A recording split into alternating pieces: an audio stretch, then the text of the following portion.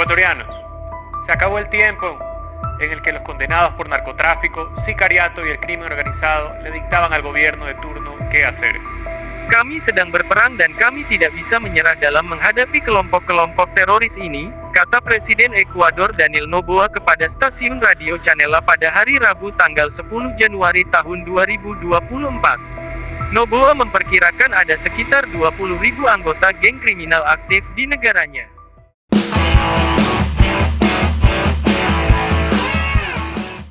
Assalamualaikum warahmatullahi wabarakatuh, saya Alfian. Apa kabar kalian hari ini, geng? Di video kali ini kita akan membahas tentang Ekuador yang sedang berperang melawan kartel narkoba Los Choneros. Seperti apa pembahasannya? Tapi sebelum itu jangan lupa untuk tekan tombol subscribe-nya, geng, agar channel ini bisa terus berkembang dan saya bisa membagikan video setiap minggunya, dan bagi kalian yang sudah subscribe, saya ucapkan terima kasih. Dan, tak usah berlama-lama lagi, langsung saja kita bahas. Yuk belajar bersama. Let's go!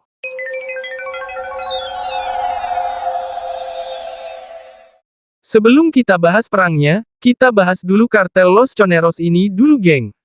Jadi, Los Choneros ini adalah salah satu kelompok kriminal paling terkemuka di Ekuador, yang pertama kali muncul pada akhir tahun 90-an, sebagai kartel narkoba yang berbasis di kota Chone, sebuah kota di Provinsi Manabí, bagian barat Ekuador. Pada tahun 2021, kelompok ini menjadi sasaran koalisi geng-geng kecil, termasuk beberapa mantan aliansinya, yaitu Tiguerenos dan Chone Killers. Selama 2 tahun berikutnya, Choneros perlahan hilang kekuasaan karena aliansi yang dipimpin oleh Lobos, geng Ekuador lainnya. Lobos telah menyatukan sebagian musuh Choneros, termasuk Tiguerone dan Chone Killers, dan mengambil alih perdagangan narkoba yang pernah dimiliki oleh geng yang lebih besar. Anggota lama Choneros sebagian besar telah dimusnahkan, terutama pendiri mereka, Jorge Lucy Zambrano atau Raskuina, dan Junior Roldan. Anggota pendiri asli yang masih tersisa adalah Jose Adolfo Macias Villamar atau lebih dikenal dengan nama Vito. Vito ini telah dipenjara selama beberapa dekade, dan dia dipindahkan ke penjara dengan keamanan maksimum di Guayaquil pada Agustus tahun 2023 dalam upaya meminimalkan pengaruh kriminalnya. Kemudian pada tanggal 7 Januari tahun 2024 tadi, Vito melarikan diri dari penjara saat proses pemindahannya ke penjara dengan keamanan tingkat tinggi sedang berlangsung. Wow, hebat juga, dengan keamanan tingkat tinggi dia bisa kabur, geng. Ini anggota Los Choneros pasti saat dapat kabar bos mereka mau dipindahkan, mereka pasti langsung bergerak, geng. Tak lama kemudian, Presiden Ekuador, Daniel Noboa menerapkan status darurat dan mengerahkan angkatan bersenjata demi menemukan Vito. Akan tetapi, bukannya takut, kelompok kriminal ini malah menentang pemerintahan dengan menyerang warga sipil seraya mendeklarasikan perang, setelah mereka menyerang stasiun TV yang sedang melakukan siaran langsung. Selain menyerang stasiun TV saat siaran langsung, para anggota geng juga menyandera polisi dan mengancam akan membunuh siapa saja yang berada di jalan pada jam 11 malam. Tak hanya sampai di situ, Los Choneros bahkan melancarkan serangan hingga ledakan di beberapa kota hingga menyebabkan setidaknya 11 keamanan tewas. Sementara itu, Lembaga Pemasyarakatan Nasional mengumumkan bahwa para narapidana telah menyandera 139 sipir penjara.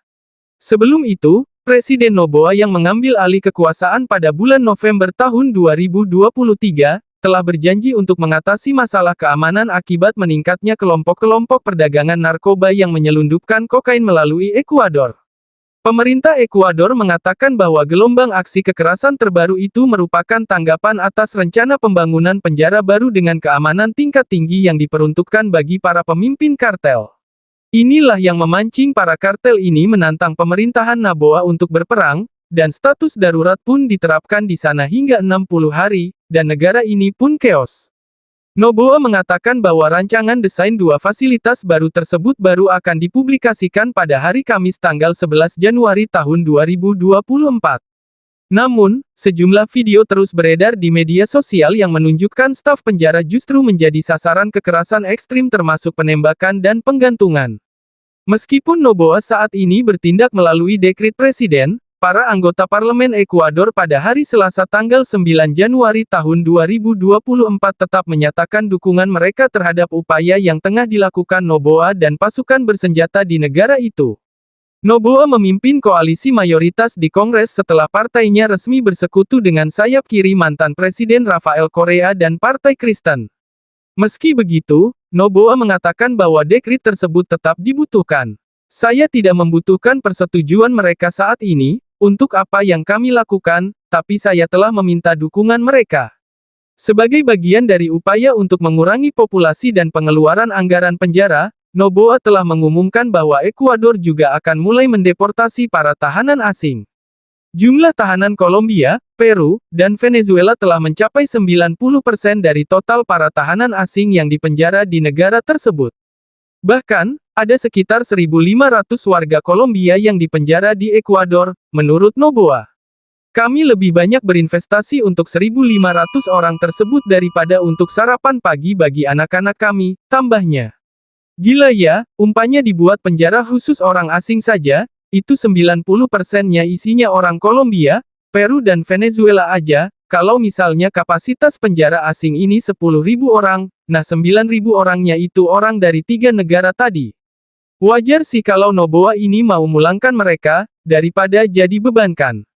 Kalian setuju gak dengan Noboa, geng? Coba tulis di kolom komentar.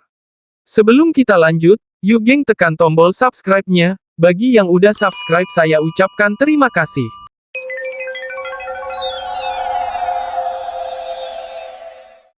Oke, kita kembali ke Vito. Jadi, BBC melaporkan, Vito adalah sosok yang diduga kuat sebagai dalang dari kerusuhan mematikan yang terjadi di penjara, dalam beberapa bulan terakhir.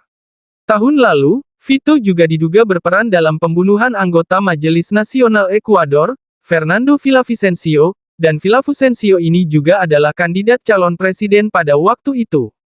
Sebelum Villavicencio terbunuh, Vito diketahui mengirim surat ancaman kepadanya. Selain dukungan dari Kongres dan partai sayap kiri, Presiden Noboa juga telah menerima dukungan dari Amerika Serikat setelah bertemu dengan Duta Besar AS pada hari Selasa tanggal 9 Januari tahun 2024, dengan sejumlah persenjataan AS senilai 200 juta dolar, setara 3,1 triliun rupiah, yang akan menjadi bagian dari rencana anggaran keamanan senilai 800 juta dolar, setara 12,4 rupiah kuadriliun. Kami mengutuk keras serangan kriminal baru-baru ini oleh kelompok-kelompok bersenjata di Ekuador terhadap institusi swasta, publik, dan pemerintah, ujar penasihat keamanan nasional AS Jake Sullivan dalam unggahannya di platform media sosial X atau Twitter.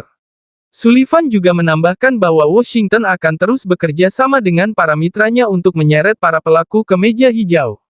Secara terpisah, juru bicara keamanan nasional Gedung Putih John Kirby, mengatakan kepada para wartawan bahwa AS terus memantau situasi dan bersedia untuk mengambil langkah pasti untuk meningkatkan kerjasama kami dengan pemerintah Ekuador dalam menangani kekerasan dan dampaknya terhadap masyarakat.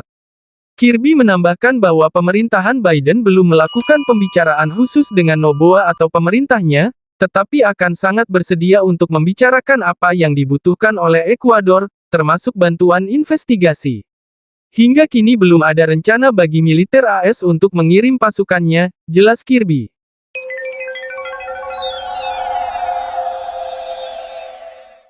Oke lah geng, sekian dulu video kali ini, semoga banyak pelajaran yang kita dapat dari chaosnya Ekuador ini geng.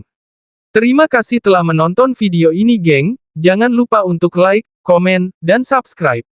Kalau ada salah-salah kata, salah-salah data, dan salah-salah yang lainnya, saya mohon maaf geng. Saya Alfian, tetap di Yuk Belajar Bersama. Bye.